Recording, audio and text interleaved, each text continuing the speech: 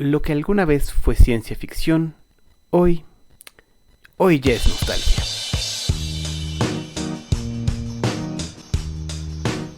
Acompáñanos a conocer nuestra historia a un cuarto de siglo.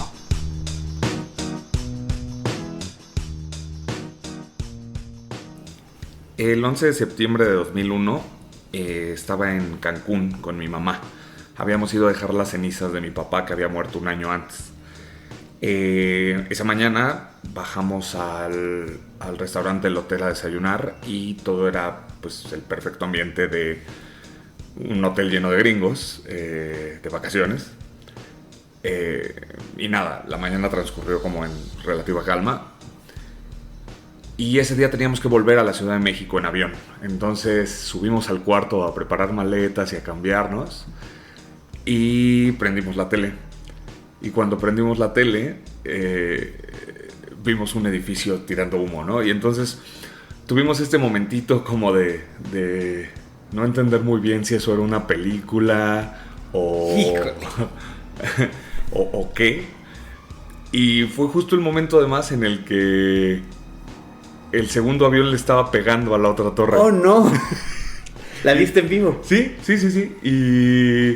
Y fue muy curioso porque después hablé con muchas personas que en ese momento estaban en la escuela. Recordemos sí. que yo era un niño en ese momento. Tenía 11 años. 12 años. 12 años. Y bueno, el momento fue así de shock.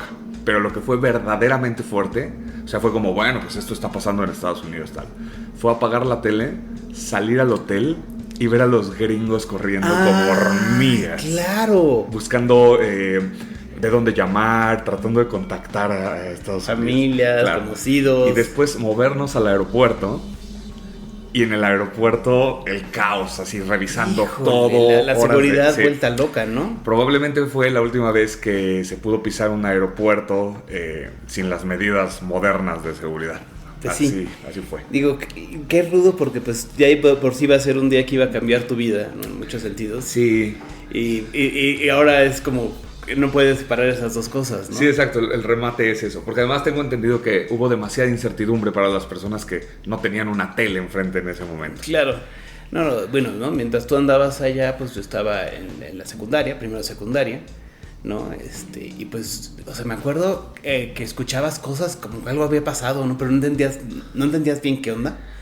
Pero, por ejemplo, me acuerdo la historia de cuenta que como funcionaba nuestra escuela, los alumnos de preparatoria podían salir del área de preparatoria y podían ir a los salones de computación y ahí tenían las noticias en vivo. Entonces mi hermana cuenta que ella fue en recreo, vieron el video de los aviones chocando y luego lo interesante de ese día fue que un amigo de mi hermana tenía clase con un maestro de historia muy respetado por toda la escuela, ¿no? Que era Ernesto Rico. Ajá. Y que, ¿no? Llega y en vez de ser... Y mi hermana dice, ¿sabes qué? Voy a meterme a tu clase para ver qué dice Ernesto. y entran al salón y en vez de haber 30 alumnos hay 50. y se les queda viendo Ernesto Rico. Bueno, chavos, creo que ya vieron las noticias. Pero pues no sé qué les puedo decir. Yo siento que va a llegar Schwarzenegger a salvar la situación. Pero pues nada, todo va a cambiar ahora, ¿no? Nada más cierto, ¿no? Se convirtió en la línea divisoria entre quizá la esperanza de un futuro luminoso y esto que nos dan ahora, que no sabría yo cómo llamarlo. Sí, es difícil, es un punto en la historia que brilla tanto que es hasta difícil entender qué hubo alrededor y incluso que había antes, ¿no? Sí, pues ese es el momento cumbre de 2001, pero no fue el único, ¿cierto? Exactamente, pues sí, nomás para los que no escucharon el primer capítulo y están empezando aquí, yo soy Daniel Varela. Yo soy Ulises de la Rosa. Y esto es A un cuarto de siglo y aquí vamos a estar tratando de recorrer año por año cómo han sido nuestras experiencias del siglo XXI. Desde lo político a lo más casual, ¿no? Y aunque, como ya dije, el año 2001 está marcado tremendamente por lo ocurrido el martes 11 de septiembre, vamos a tratar de recordar qué más estaba pasando o qué más recordamos nosotros que éramos niños en primero de secundaria.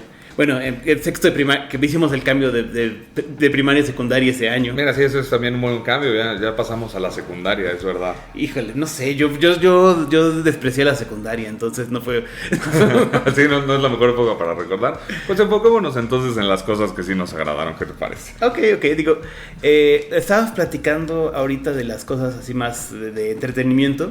Ajá. Y creo que la primera es como niños... platicamos de que fue una época interesante para el cine comercial, no necesariamente el más artístico.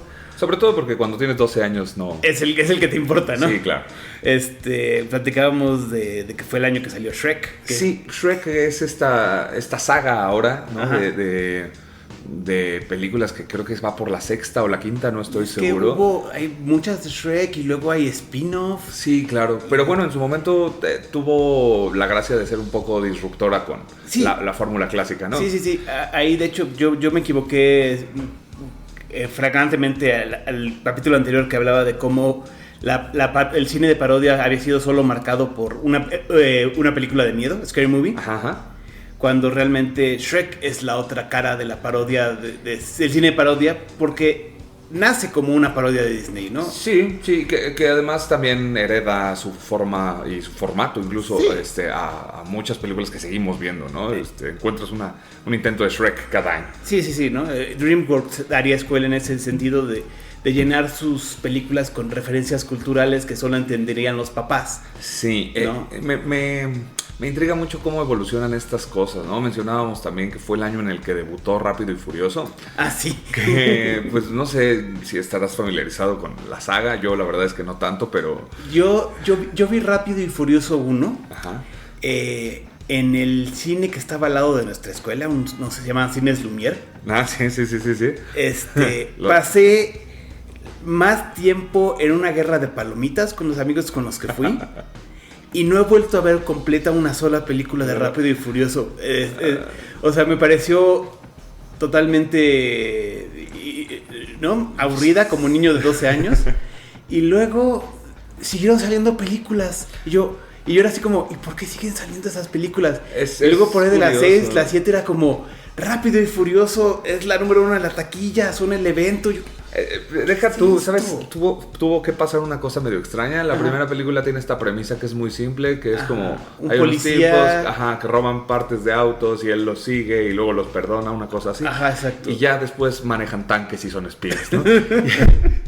pero Sí, bueno, se fue volviendo común porque en realidad piensa en todas estas sagas como Harry Potter que alcanzaron su película 7 y que curiosamente comenzaron en 2001. También salió el 2001, ¿no? Ese fue el año de Harry Potter y de la Comunidad del Anillo. Es correcto, ¿no? La épica empezaba a revivir en los cines. Exactamente, ¿no?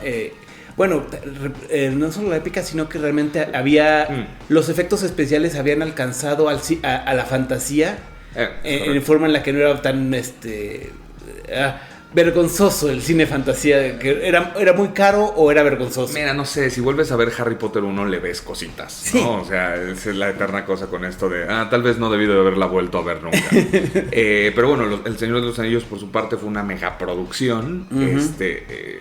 Tienen el mérito ambas franquicias de plantear adaptaciones bastante más fidedignas de los materiales, sí. ¿no? Antes de esto, las adaptaciones solían ser más bien un buen pretexto para quitarte tu lana. Es que era interesante porque las adaptaciones antes, yo creo que el hecho de que era una adaptación no era parte del marketing.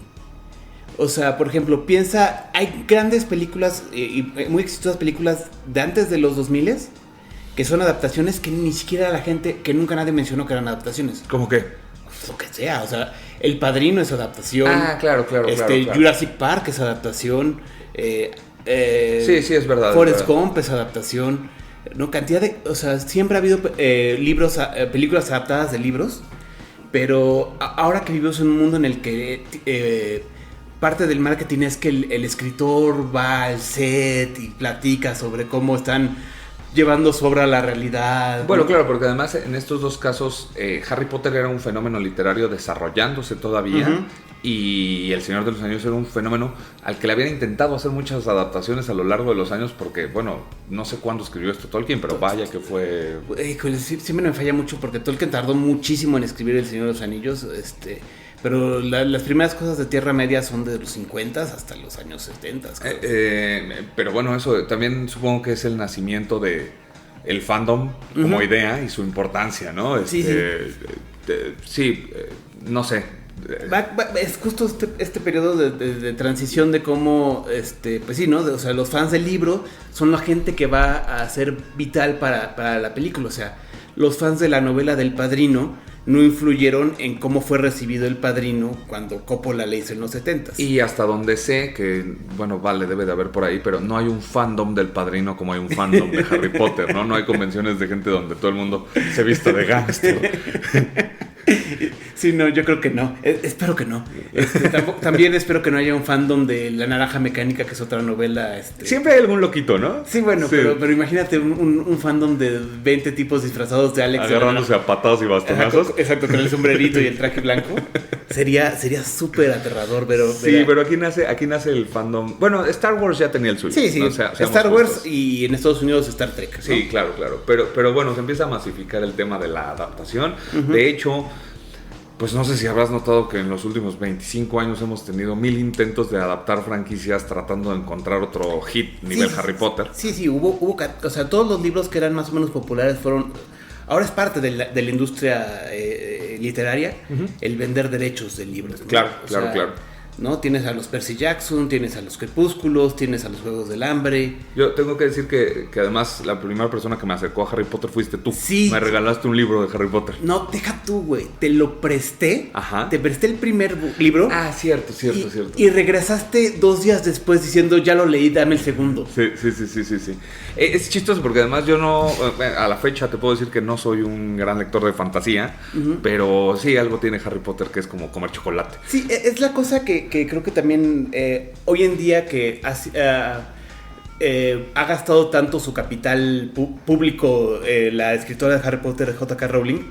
Hay gente que es muy crítica de la obra y de que pues sí tiene muchas cosas que le fallan de la trama y lo que quieras, pero el hecho es que los libros, más allá de todos los problemas que puedas encontrarles, tienen un ritmo excelente. Como lector se van como agua. Sí, en especial justo cuando arranca la saga son Ujú. muy amigables también, ¿no? Yo creo que Ujú. formaron una generación de lectores que tal vez de otra forma no tendríamos. Exacto. Algo como lo de Jurassic Park y los paleontólogos. Exactamente, sí, exactamente. Dentro de las carteleras en este mismo año tuvimos el viaje de Chihiro. Ah, sí. Ya nos empezábamos a embarrar de cultura japonesa, aún era algo lejano, pero el viaje de Chihiro fue quizá como uno de los eventos más mainstream del anime Sí, por claro. aquella época, ¿no? Digo, o sea, nosotros como somos de la generación mexicana a la que les presentaron el anime desde pequeño, bueno, que era importante, trascendente en nuestra vida. O Sí, sea, el mexicano entre 30 y 40 es otaku sin exactamente, querer, ¿no? O sea, porque nos tocó los Caballeros del Zodiaco y luego Sailor Dragon Moon, Ball. Dragon Ball, ¿no? Y mil cosas. Exactamente, pero creo que el viaje de Chihiro fue otro nivel porque no había estas discusiones de que si era muy violento o de que si, ¿no? Eran discusiones de no lo entendí porque era una historia con muchas cosas raras. Sí, ¿no? sí. O sea, realmente se estaba hablando del anime a un nivel como arte respetable, ¿no? Y como negocio, ¿no? Porque, bueno, en Estados Unidos fue una cosa bastante grande, ganó un Oscar, me parece. Sí, ganó el Oscar a Mejor Película Animada. Cosa que no parecía fácil de hacer teniendo un monstruo como Disney enfrente. Exacto. Creo que es la única película de anime que ha ganado el Oscar. Sí, no, claro, porque le dieron el Oscar hace un par de años también a otra película de Miyazaki. A la del niño y la garza. Sí. Sí, porque los convenció de que ahora sí era su última película. Hay que recordar que Miyazaki dijo que La princesa Mononoke iba a ser su última película que fue la película que hizo antes del viaje de Chihiro. No sé qué tan familiarizado estés con Miyazaki, pero es un tipo muy raro. Es un amargadillo que no refleja eso en su trabajo. Exacto. Y en Japón lo tienen por una persona que se queja bastante. Sí. Es un amargado que pone toda su esperanza en sus películas y solo en sus películas. Su enojo, pues, sin embargo, está muy vigente hoy en día, ¿no? No sé si viste todo el tema de la IA haciendo imágenes de Ghibli. Exactamente. Le llamó a la inteligencia artificial un insulto a la vida misma y una demostración de que la sociedad humana ha perdido el respeto y ha perdido la fe en el artista. Es fuerte viniendo de una persona como él, pero bueno, en ese entonces Miyazaki llegaba a la pantalla grande de todo el mundo exactamente, Chihiro. Y cambiaba la forma en la que mucha gente entendía y consumía el anime. De ese año también es Amélie, que pues eso ya era un poquillo más artsy. Sí, pero se volvió una película de culto, hasta la fecha es de esas películas que... Sí, y forma este perfil de gente Amélie, ¿no? O sea, sí, yo conozco mucha gente que es como, tú podrías andar ahí en el fondo de esa película. Bueno, ese año, en otros asuntos, se crea Wikipedia. Ok, sí, eso también es otra cosa que nos cambia enteramente, ¿no? Hablamos un poco de cómo en el 2000 empezaba a ver cosas en internet, pero no tenía ese nivel de uso. Sí, que no sabías a dónde ir en internet. Exactamente, ¿no? Pero sí, entonces ahí empieza el proceso. Digo, yo creo que no fue en 2001 per se, pero me acuerdo que nosotros decíamos, cuando estábamos en principio en la secundaria, decíamos, es que esta tarea fue un encartazo. De que habías copiado de Encarta. No sabes lo arcaico que suena decir encartazo. Yo nunca pensé sonar así. Sí, pero ¿no? Y como ahora probablemente alguien, si le dices eso, fue un wikipediazo. De hecho, yo creo que sería bueno que explicaras qué era Encarta para las personas menores de 20 años. Para las personas menores de 20 años, antes de Wikipedia, Wikipedia viene de la palabra enciclopedia, que era esta colección de 20... ¿Crees que tengamos que explicar también eso? Porque sí, de 20 libros con todas las cosas. Y entonces, a finales de los 90, para el avance tecnológico fue, en vez de comprarte 20 libros, te compras un CD de la enciclopedia, la edición de este año, y tienes toda la información de la enciclopedia en un CD. Y entonces, para hacer tu tarea, tú agarrabas tu CD de Encarta, buscabas dentro del mismo software, todo esto sin internet, y desde ahí sacabas el tema, ¿no? Tan sin internet que la actualizaban cada año, y entonces era Encarta 98, Encarta 99, Encarta 2000, Encarta 2001.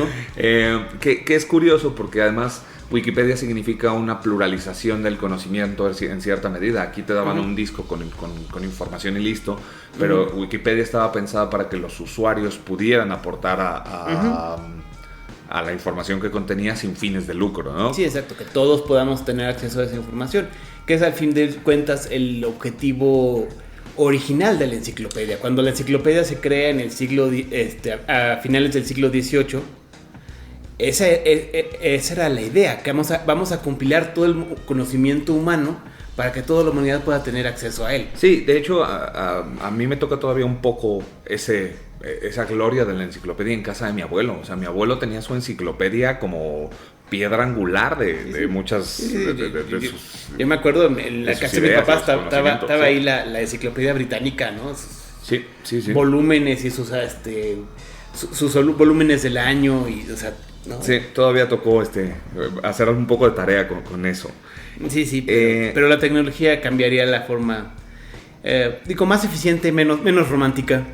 Sí, pues bueno, es esta cosa que se va perdiendo sin querer, ¿no? Como en sacrificio de la practicidad, supongo. Sí, pero pues justamente la tecnología va transformando todo, ¿no? Y el otro tema que también habíamos platicado que queríamos platicar, hablando de entretenimiento, es el caso de la música, que es cuando realmente ya está entrando en vigor la alta tecnología para grabar, la grabación digital. Tan es así que en 2001 se inventa el iPod. 2002, ¿no? No, me parece que es 2001. ¿Es 2001? Sí, probablemente se lanza un poco después, pero el iPod está registrado como... Ya está en producción, ¿no? Sí, a ver... Fue presentado por primera vez el 23 de octubre de 2001. Ok. Hablamos del iPod de botones. Sí. ¿no? Todavía no tenía la rueda. Ni siquiera el iPod sin la ruedita. Sí, pero bueno, justo eso ya es evidencia de que la música digital había dado pasos grandes. Mencionábamos el caso Napster de 2000. Pues bueno, el iPod significó en cierta medida el fin de una manera de llevar música y de comprar música. Sí, por lo menos aquí es el inicio del fin, porque aún falta un rato antes de que realmente... Sí, es verdad. No, aún es una curiosidad que acaba de presentar Steve Jobs, ¿no? Yo tengo que decirte que es uno de mis objetos favoritos en la historia de la... O sea, no estoy feliz con Spotify, no me gusta el streaming, yo quiero tener mi música... en el iPod. Sí, claro. Sí, yo soy pro iPod. Sí, yo también. No me siento raro con eso de no tener... O sea, tener... Es mi música, es la que yo he buscado y he curado mi colección. Eso es, de alguna manera era una suerte de biblioteca. El asunto ahora es que ya ni siquiera eres dueño de la música. Exacto. ¿No? Pero bueno, yendo por ahí. Exacto, ya que estamos hablando de música. ¿Qué discos tuvimos en 2001? Yo quería hablar de un disco muy interesante, no porque sea un buen disco, y tampoco es un disco memorable, pero es un disco importante porque es el último disco de Michael Jackson. Invincible se llamó. Es el último disco del más grande cantante de pop de todos los tiempos, probablemente. Pero también es el disco más caro de todos los tiempos. ¿Qué lo hizo caro? Bueno, la producción. Cuando hablamos de caro, no me refiero a que haya sido costoso de comprar. Claro. Se costaba lo mismo que cualquier otro CD. Pero fue caro de producir porque Michael Jackson ya estaba completamente loco para el año 2001. Esa es una afirmación muy fuerte, ¿no? No, bueno, pero no es mentira. Ya vivía encerrado en su rancho con su parque de diversiones y su chango. Ese es el sueño también. Sí, pero bueno, no nos metamos en el lado creepy de su vida. Y nomás decir que se tardó 4 años en grabar ese disco, con más de 100 músicos invitados, con docenas de productores, en 10 estudios diferentes. Que rentaba al mismo tiempo, además. Que luego los rentaba simultáneamente por si se le antojaba uno o el otro. Y que le costó $30 millones.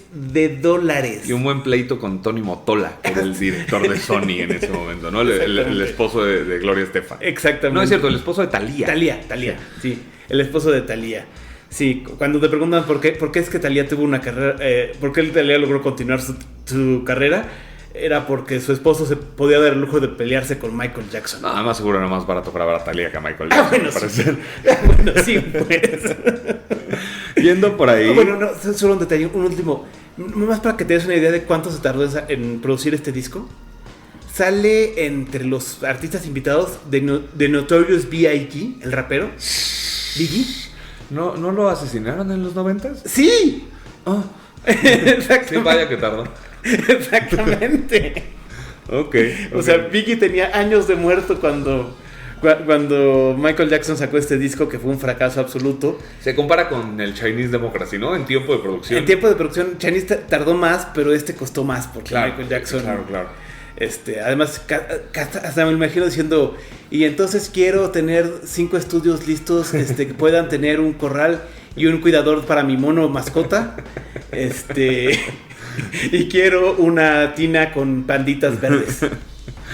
Ya cuando eres Michael Jackson yo me imagino que te puedes dar algunos lujos. Sí, claro, pues, pero la música está cambiando y justamente ese tipo de actitudes de ultra estrella creada en los 80s ya no eran viables. Sí, justo además desde el disco, ¿no? Se deja de invertir tanto dinero en orquestas, terminando el disco, y ya es raro encontrar un ejemplo de tanto dinero gastado para producir algo. Exactamente, ¿no? Ya en un mundo en el que ya existe Pro Tools, ya existen máquinas de sampleo, ¿no? La electrónica se está disparando y es el otro disco que habíamos platicado que era interesante. Aparece el Discovery. Bueno, aparecen 2 discos fuertemente influenciados por los medios electrónicos. Uno es el Discovery de Daft Punk y el otro es el primer disco de Gorillaz. Ok, sí. Que Gorillaz, los dos casos muy interesantes, ¿no? Porque Daft Punk es este dueto de DJs franceses que hacen música... Bueno, ¿no? Siempre hicieron música súper interesante para mi gusto, ¿no? Luego oyes a gente decir, a mí no me gusta la electrónica, pero me gusta Daft Punk, ¿no? Es curioso porque Daft Punk está fuertemente influenciado por otro tipo de géneros, ¿no? No es música de rave, no es ese tipo de música electrónica. Exacto. Justo más bien también era una época en la que estábamos tratando de entendernos con qué demonios es la música digital, qué es la música electrónica, muchas de estas definiciones que ahora tenemos muy claras. Daft Punk además gana mucho appeal porque sus apariciones públicas las hace vestida de robots. Sí, exacto, cuando crean estos personajes, los cascos. Y no sé si es esa época, probablemente debe de ser un poquito después, pero se hacen famosos por irse a Japón. Sí. Y se hace una película anime. Exacto, hablando de anime fue cuando sale... con su disco, pero es después, es unos años después. Exacto, pero el Interstellar 555. Sí. Pero bueno, son de alguna manera como pioneros en esto de... Sí, de cómo grabar una nueva filosofía. Mientras que Michael Jackson estaba grabando con 100 músicos. Exacto. ¿No? El ex vocalista de Blur, Damon Albarn, está creando Gorillaz, que es un proyecto que es él, ¿no? Él compone básicamente todo. Y bien, yo creo que Albarn siempre está un pasito adelante de la gente. Sí. A la fecha Gorillaz sigue siendo muy fresco. Gorillaz siempre innovó, ¿no? O sea, desde lo gráfico hasta la forma de distribución. No sé si tú tuviste el disco. Sí, claro. Que lo metías a tu computadora y te llevaba a la página web de Gorillaz. Sí, y ahí había como un recorrido por era como un laboratorio. O sea, podías ver el estudio de los personajes que eran la banda, ¿no? Sí, que al mismo tiempo es una manera de contar una historia. No sé, o sea, ya el disco no era solo musical. Exacto, ¿no? Cada disco de Gorillaz es un capítulo en la historia de Gorillaz, literalmente. Fíjate que sí me duele que se haya perdido el disco en ese sentido, porque tenía potencial de no solo ser la cosa que metías al reproductor y le ponías play, pero bueno, pues no funcionó. Bueno, curiosamente es que, lo vamos a ver más adelante, pero mientras que la música se digitalizó, en años recientes ha venido un extraño resurgimiento, no del CD, sino del vinil. Sí, bueno, hay quien dice que en materia de fidelidad es mejor. Yo que tengo oído de artillero no te podré decir que prefiero un vinil. Yo honestamente prefiero el vinil porque es más grandote y puedes adornar tu casa con eso. Claro. Ese mismo año aparece en Rusia, tardó en llegarnos, pero aparece en Rusia un fenómeno que fue un fregadazo, que son las tatú. Las tatú, sí. Este dueto de cantantes rusas que luego descubrimos que era puro show. Sí, pero se presentaban como dos amantes lesbianas. La incursión de Tatú en el mundo de la música fue muy, muy grande, no solo por el pop, que era un pop muy llamativo, sino por este performance de amantes que tenían. Sí. Y es curioso porque terminó repercutiendo en la manera de percibirse de ciertos grupos sociales. Sí. O sea, fue una suerte de revolución sexual a su manera. Sí, claro, el hecho, eventualmente las chicas de Tatú dirían que no eran lesbianas, que todo era show. Pero el hecho de que un artista pretendiera ser gay para vender discos, cuando durante todo el siglo XX... Históricamente fue al revés, ¿no? Los artistas pretendían ser heterosexuales para poder vender discos, ¿no? Es un cambio totalmente de paradigma, ¿no? Y bueno, eso generó cambios sociales en el mundo, ¿no? Sociales y políticos. Cambios sociales que ya venían dándose, ¿no? Pero que empiezan a cristalizarse en el año 2001, que es un año muy importante para la comunidad LGBT, porque es cuando en el pequeño país de Holanda se legaliza el matrimonio gay entre personas del mismo sexo y la adopción por personas del mismo sexo. Son pasos en materia de derechos humanos que 15 años antes eran impensables todavía, ¿no? Y que desde México se veía como...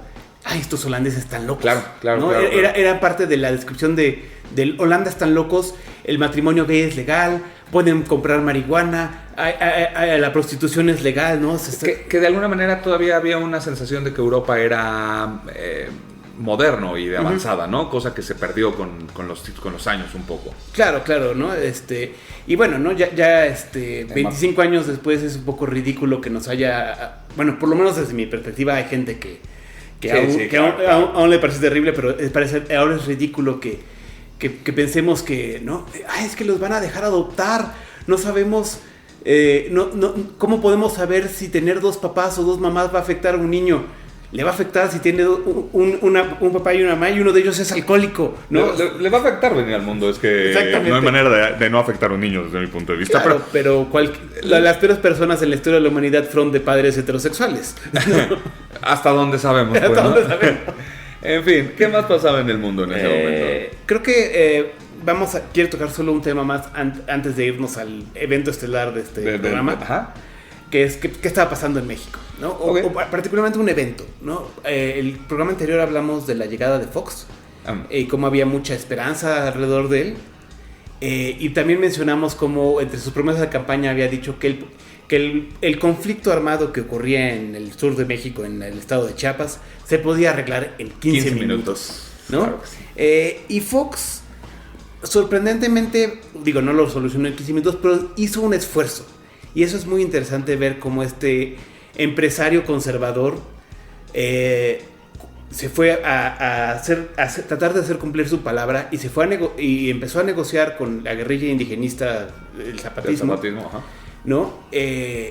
Los zapatistas, sus condiciones eran que se retiraran las bases militares en Chiapas, que se liberaran a los presos políticos zapatistas y que se permitiera al zapatismo venir a la Ciudad de México. Estamos grabando en la Ciudad de México, para los que no sepan. ¿No? Venir aquí a la Ciudad de México a negociar directamente con el gobierno federal. Y Fox acá dice, va. Quitan, no todas, pero quitan muchas de las bases. Liberan los presos políticos y logra que los gobernadores de varios estados los dejen pasar una caravana zapatista hasta la Ciudad de México. Fue un evento gigantesco. Yo me acuerdo que había miedo. La gente estaba asustada de que los zapatistas marcharan a la ciudad. Sí, ¿no? Son un ejército armado, son un ejército rebelde, son criminales, ¿no? Pero bueno, y cuando llega Marcos a la Ciudad de México, no sé si tú alguna vez has vuelto a ver los videos de Marcos en Seúl, del subcomandante Marcos, el vocero del zapatismo. No me acuerdo, yo creo que los vi en su momento en las noticias. Me acuerdo mucho que él no fue el vocero cuando llegan a la cámara. No, justamente, o sea, el subcomandante Marcos, hoy subcomandante Galeano, era la figura, no era el líder. Hay que dejar muy claro que Marcos nunca fue el líder del zapatismo. Solo un rostro, ¿no? Era el vocero, era la persona, ¿no? O sea, los líderes del zapatismo es esta dirigencia y de hecho casi dominada por mujeres indígenas, ¿no? Son el verdadero brazo intelectual radical del zapatismo. Marcos no es ellos. Marcos es la cabeza, la figura mediática, el que sabe, el que se sienta a hablar con Carlos Loret de Mola y lo hace pedazos en un debate.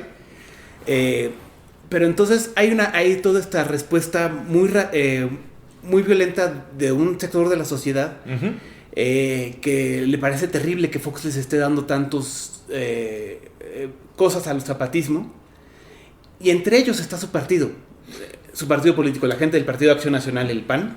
Mencionábamos que era curioso, ¿no? Porque hasta la fecha teníamos nociones de que el partido estaba siempre con la figura del presidente, ¿no? El priismo era así de duro. Exacto. Pero esto era tierra nunca pisada. No sabíamos lo que iba a ocurrir cuando el partido y el presidente tuvieran una disputa. Exactamente, ¿no? O sea, si de Zedillo decía algo, el PRI decía, ok, ¿no? Si Salinas decía algo, el PRI decía, ok. No sabíamos cómo iba a reaccionar el PAN a lo que si se iba a alinear con Fox o no, y resulta que no. El PAN no se alinea con Fox. Y esto probablemente daña irreversiblemente su sexenio. Sí, no tiene exactamente que ver con esto, pero sí con la parte final del programa. Fox empieza a cometer errorcitos o lo empiezan a sabotear un poco. Ese mismo año se filtra una llamada con Fidel Castro. Había una cumbre aquí en México, me parece, ¿no? Castro es invitado y para evitar que se encuentre con Bush... presidente americano. Sí, exacto. Fox habla con Castro al más estilo mexicano y le dice que... Como cuates le pide que... Comes y te vas. Que por favor se vaya después de la comida para que no se arme la gorda entre él y Bush. Y entonces lo queman en los medios y empieza esta campaña... Bueno, no sé si campaña, pero empieza este momento de pérdida de credibilidad y de fiabilidad del presidente, ¿no? Se queda en evidencia que tal vez Fox tendría voluntad de hacer cosas diferentes, pero carecía de los instintos de un buen político.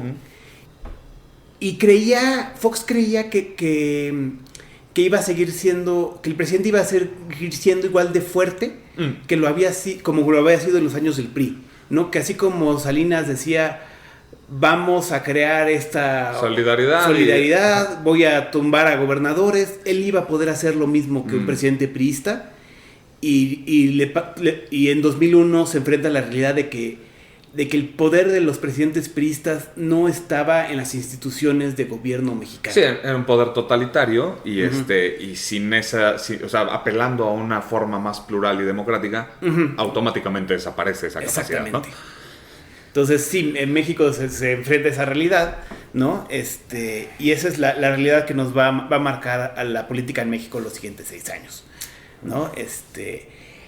Pero este es un programa sobre el 2001, y cuando la gente le recuerdas qué pasó el año 2001, ya lo hemos dicho, solo hay un evento, y solo un evento que realmente importa en el año 2001, y ocurrió en la mañana del 11 de septiembre de 2001, cuando pertenecientes al grupo terrorista Al Qaeda secuestran 4 aviones en los Estados Unidos.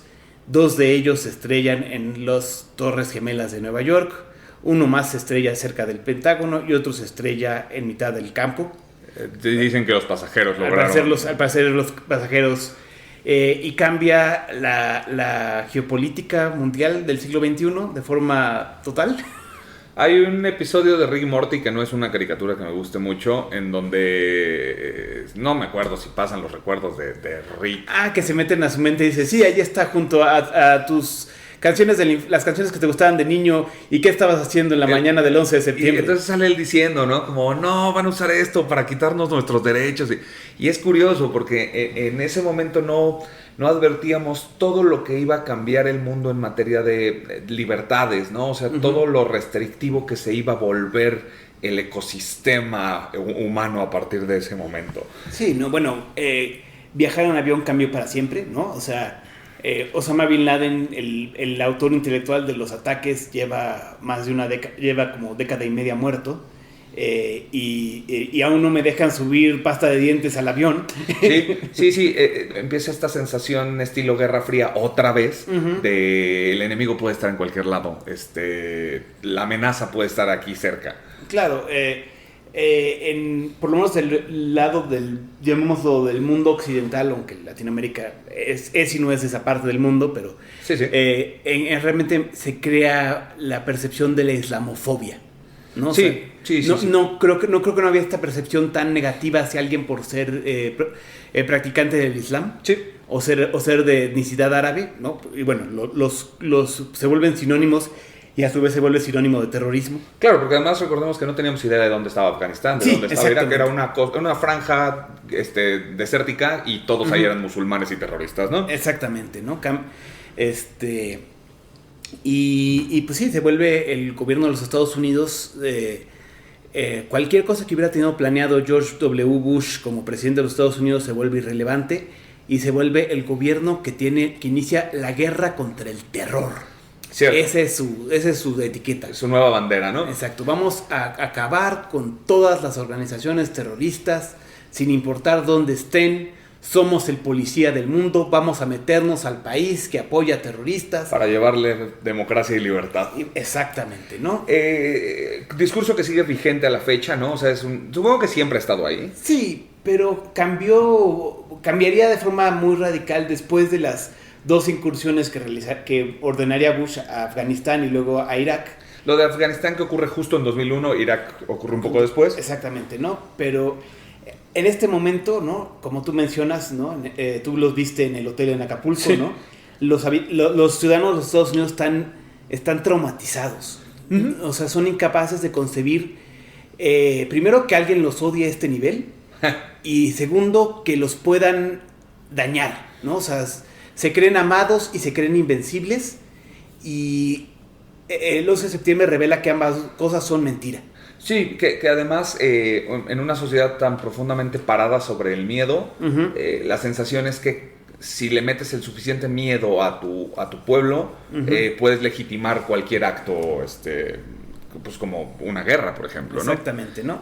Entonces, en cuestión de días después de que ocurren los accidentes, Bueno, los ataques, perdón. Sí, sí. Días después de que ocurren los ataques, George Bush sale a decir: esto fue perpetrado por Al Qaeda, es una organización terrorista que se encuentra ayudada por el gobierno talibán en Afganistán, y si el gobierno de Afganistán no nos entrega a su líder, vamos a invadirlos. Y el gobierno de Afganistán dijo: tú no me puedes decir qué hacer, yo soy una nación soberana. ¿Y en cosa de un mes, quizá? Y el 7 de octubre, menos de un mes, Sí, sí. Desde el Golfo Pérsico, los soldados, los portaaviones y destructores americanos empiezan a lanzar misiles. Cierto. Y conocemos el verdadero nivel del poderío americano, porque para el 10 de noviembre, los rebeldes afganos que se aliaron con Estados Unidos tenían control de la capital de Kabul, de la capital de Afganistán, Kabul. No sé si te acuerdas, ¿no? Cuando eras niño, los noticieros en la noche que pasaban las imágenes. Después, creo que fue sobre todo de Irak, pero bueno, desde Afganistán, de los bombardeos, Sí, mi cabeza, porque un detalle que tienen que saber que es que yo tengo una visión terrible, estoy casi ciego, y lo que más recuerdo son estas imágenes nocturnas, ¿no? Estos videos verdes. Sí, ¿no? Sí. Y nomás ver los fogonazos de los misiles saliendo o cayendo, ¿no? Que es muy contrastante contra la idea de lo que uno supone que se vería en una imagen de guerra, pero sí. Exacto, esa es mi imagen de la guerra en Irak, son las pantallas verdes de la visión nocturna y los fogonazos. Yo tengo la sensación de que se sembró una cosa de temor en la gente a partir de ese instante y ya nunca se fue. Sí. Sí, ¿no? sí. O sea, a partir de ese momento todos empezamos a tener miedo de la fragilidad, de que nada era verdaderamente estable, creo. Sí, sí. Y sí, o sea, el terror... no, o sea, hubo terrorismo, por un lado, de los grupos rebeldes marcados como terrorismo, pero también hubo terrorismo de los gobiernos. Claro. ¿No? O sea, porque en Estados Unidos... se crea una cosa llamada la Ley Patriota, la cual básicamente le dio al gobierno la habilidad para perseguir a medios que se opusieran, Es verdad, ¿no? Y violar la privacidad de las personas, ¿no? Lo cual es la base de que hoy en día, si ustedes comparten sus cochinadas en Twitter, Facebook, Instagram, alguien en la CIA podría leerlos. Digo, Sí, los considera una amenaza, exactamente. Tomar acciones. De hecho, ese año mismo se funda, bueno, no se funda, pero se empieza a usar Guantánamo.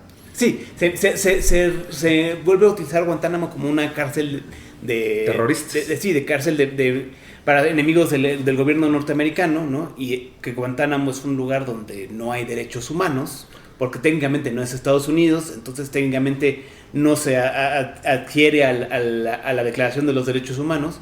Y el gobierno de los Estados Unidos la usa como una central de tortura, ¿no? Y entonces realmente toda la ilusión que decíamos que había del nuevo milenio se va. Se apaga en un momento, en realidad. Se apaga en un momento, ¿no? El mundo se vuelve mucho más cruel, mucho más oscuro, paranoico. Sí.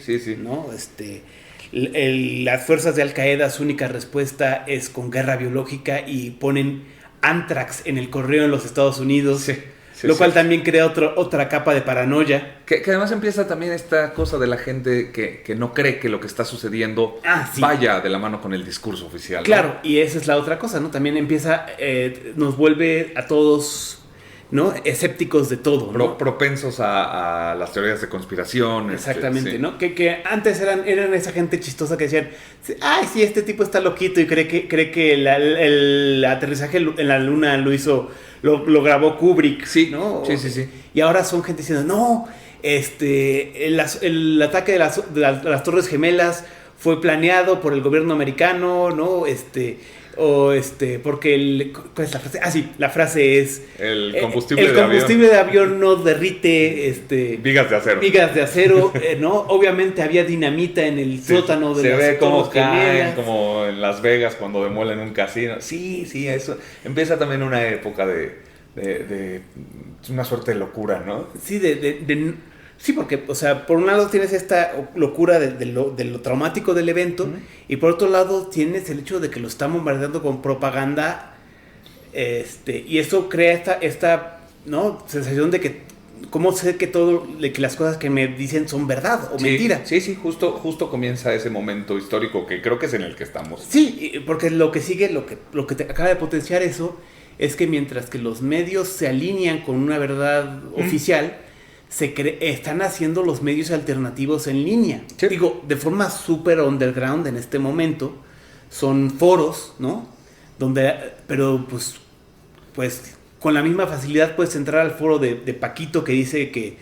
no Paquito nuestro amigo, por decir, cualquier fulano, que puede subir su foro diciendo que Bush está aliado con alienígenas para iniciar una tercera guerra mundial. Y la gente deja de tener... Bueno, más bien nunca tuvo esta capacidad de discernir información fiable de no fiable. Solo tenía información oficial. Exactamente, ¿no? Y ahora es cada vez más fácil que cualquier información entre en las esferas de conciencia de la gente, ¿no? Cierto. Y así es como el primer paso hacia lo que 16 años después se volvería la era de las fake news y de la posverdad. A medida que fue ganando potencia el internet, ¿no? Exactamente, ¿no? Y pues sí, o sea, y los políticos modernos descubrieron que censurar era complicado. Sí, que es mejor confundir, ¿no? Exacto, pero saturar con información inútil es mucho más sencillo. Y ese es el mundo en el que ahora tenemos que vivir y el que tuvo que reaccionar el resto del siglo XXI. Bueno, pues sigamos viéndolo año a año. ¿Cómo va cambiando esa situación y cómo se va transformando? Nos pueden escuchar en cualquiera de las plataformas para escuchar podcast. Estaremos en contacto aquí a un cuarto de siglo. Muchas gracias. Gracias.